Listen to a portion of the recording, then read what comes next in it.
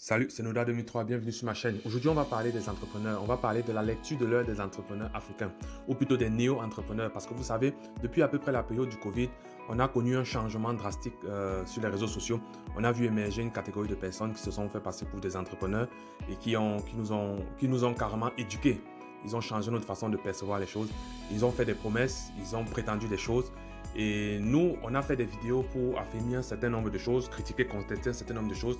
Et après, le temps est passé. Donc aujourd'hui, il y a plein de vidéos sur ma chaîne qui parlent des entrepreneurs, avec en tête Philippe Simo, qui est l'un des entrepreneurs les plus populaires, peut-être même le plus populaire, parce que lui, il a su comment adapter sa façon de communiquer pour se faire de l'audience. Et ce qui est une qualité. Il a su comment parler pour obtenir ce qu'il veut.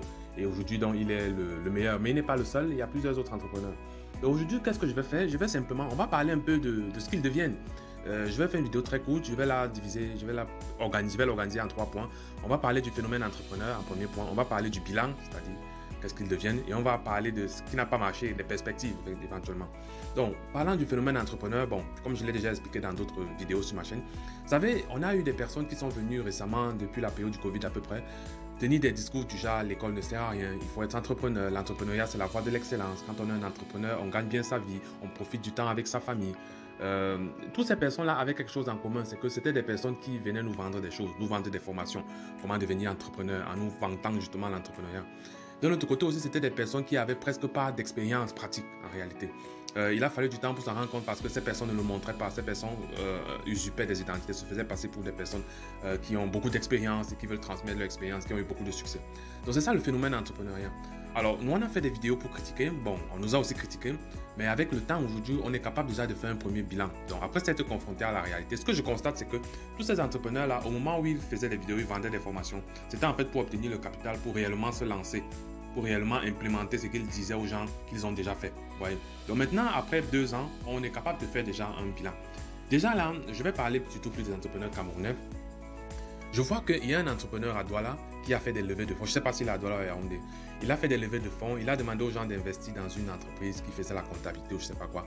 Et apparemment, aujourd'hui, il est recherché. Moi, je ne le savais pas. Je l'ai appris récemment. C'est quelqu'un que j'aimais pourtant bien. J'aimais écouter ses vidéos. Il parlait très bien. Mais apparemment, des gens se plaignent qu'il aurait levé des fonds. Et il a disparu. On ne le trouve plus. Voilà. D'un autre côté aussi, on a d'autres entrepreneurs, toujours au Cameroun, qui ont fait des levées de fonds, ont demandé à des personnes d'investir dans des projets. Et aujourd'hui, ces projets ont du mal à décoller. Et ils font des rapports, lors des rapports annuels, ils informent leurs actionnaires que, en fait, l'entreprise fait face à des difficultés. Voilà tel problème qu'on a eu, voilà tel problème. C'est ça qui justifie qu'en fait, le bilan actuel est négatif. Bon, ce que je trouve quand même bizarre parce que les problèmes qui sont mentionnés, c'est les problèmes que nous, on connaissait déjà, qui sont connus depuis longtemps. Mais ils sont venus nous faire croire qu'eux, ils étaient spéciaux, ils savent comment faire pour s'en sortir dans le contexte. Et je suis curieux qu'eux-mêmes échouent et utilisent les mêmes motifs. Alors, quelque chose aussi qu'on constate en termes de bilan, c'est que on a d'autres entrepreneurs qui dénoncent les problèmes qu'ils rencontrent chaque jour et qui aussi ont des entreprises un peu qu'on ne voit plus. J'aime bien toujours citer le cas de Philippe Simo. Quand Philippe Simo s'est réellement lancé dans l'entrepreneuriat, on a vu toutes ces initiatives. Il a créé des bassins pour faire la pisciculture, il a fait des champs de pastèques, il a fait des champs de condiments, il a fait plein de choses qu'on a vues. Mais sauf qu'on a vu ça qu'une seule fois. Au moment de la récolte, on n'a pas vu. La suite, on n'a pas vu. Et je dis toujours, comme je l'ai dit dans des vidéos, il ne faut pas s'extasier quand quelqu'un lance une activité. Lancer une activité n'est pas ce qui est le plus difficile. C'est la faire perpétuer, c'est la faire durer dans le temps. Mais quand il lançait ses activités, il filmait, tout le monde appréciait. Mais je n'ai pas vu, par exemple, les pastèques, je n'ai pas vu 2 bandes de pastèques. Le poisson, je n'ai pas vu 2 bandes. Quand je dis je n'ai pas vu, il n'a pas fait de vidéo pour en parler. Tout ça nous laisse à croire que en fait, ce sont des activités qui n'ont pas effectivement marché. Alors, je viens à mon 3e point. Qu'est-ce qui n'a pas marché en réalité avec les entrepreneurs? Quelle est mon interprétation de la situation? Vous comprendrez qu'en fait, les entrepreneurs, ce sont des personnes qui ont brillé simplement par leur imposture. Ils se sont présentés comme des faux experts, comme des personnes qui avaient des expériences que quelqu'un ne possédait pas. Et vous savez, je ne dis pas ça forcément pour insulter les entrepreneurs parce que je reconnais leur importance. En fait, on ne s'en rend pas compte, mais c'est des personnes très importantes pour notre société. Vous savez, le taux de chômage ne fait qu'augmenter. C'est des personnes qui, de par leurs activités, contribuent à créer de l'emploi. Et ça, il faut leur reconnaître ce mérite-là. Donc, et comme je l'ai toujours dit, depuis longtemps, on n'a cru que moi, je critique les entrepreneurs. Non, c'est des gens qui parlent très bien, ils conseillent très bien, ils ouvrent l'esprit, c'est très bien ce qu'ils font. Mais je me plains toujours de la façon avec laquelle on reçoit ce qu'ils disent. Parce qu'il faut comprendre qu'eux, ils ne nous conseillent qu'en fonction de ce qu'ils ont à nous vendre. Et ça, c'est normal, c'est de bonne guerre, on ne peut pas leur reprocher ça. Mais nous, on peut nous reprocher notre façon à nous de percevoir ça. C'est pour ça que pendant longtemps, j'ai fait des vidéos pour amener les gens à réaliser en fait que non, l'entrepreneur qui te parle, il ne te parle pas forcément pour ton bien. Il cherche son profit à lui. Mais toi, tu peux réussir à lui donner son profit et toi-même capter et capitaliser sur ce qui t'apporte. Ce qui n'est pas le cas parce qu'aujourd'hui, c'est les gens, ils nous disent allons à gauche, on va à gauche. Demain, ils disent allons à droite, on va à droite, comme des moutons. Et c'est ça ce que je ne voulais pas, c'est ça que je dénonçais. Les entrepreneurs, nous devons amener les entrepreneurs à revoir leur démarche. D'abord, arrêter de se faire passer pour des experts. Arrêter de se prévaloir d'expériences qu'ils n'ont pas. Et pour cela, on doit se montrer plus critique envers eux. Pour qu'eux-mêmes voient que non, ils sont observés. Ils n'ont pas le droit de nous dire n'importe quoi.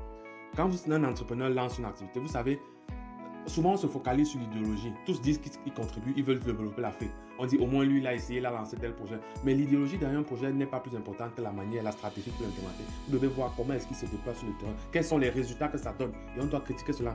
On demande rarement des comptes aux entrepreneurs. On préfère toujours les écouter. Quand ils nous amènent dans une nouvelle direction, on les suit. Je dis ça en pensant surtout à Publismo qui est excellent dans ce domaine. Et chapeau, vraiment, je suis très impressionné par sa capacité à obtenir l'approbation des masses, à obtenir la sympathie finalement des gens. Alors qu'on devrait conserver l'esprit critique en tout temps. Donc voilà un peu ce que je voulais dire sur les entrepreneurs. J'ai appelé cette vidéo la lecture de l'œil des entrepreneurs, mais je voulais simplement faire un bilan de ce que les entrepreneurs sont devenus.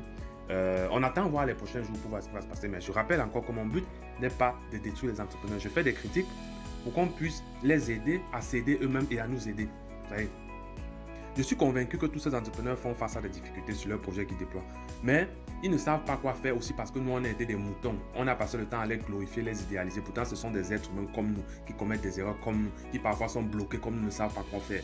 Mais comme nous, au lieu d'être critiques envers eux, au lieu de leur dire ce qu'ils font pas bien, au lieu de leur dire, vous êtes critiques, nous, on préfère plutôt être ébahis d'admiration. Ça fait donc qu'eux, ils sont coincés. C'est ça qui fait qu'eux, parfois, ils piétinent sur des choses qu'ils pouvaient même savoir faire. Donc, il faut qu'on réalise le rôle important que nous, on a à jouer dans la pérennité de leurs activités et dans même le développement de l'Afrique, comme c'est le fin mot que tout le monde aime utiliser.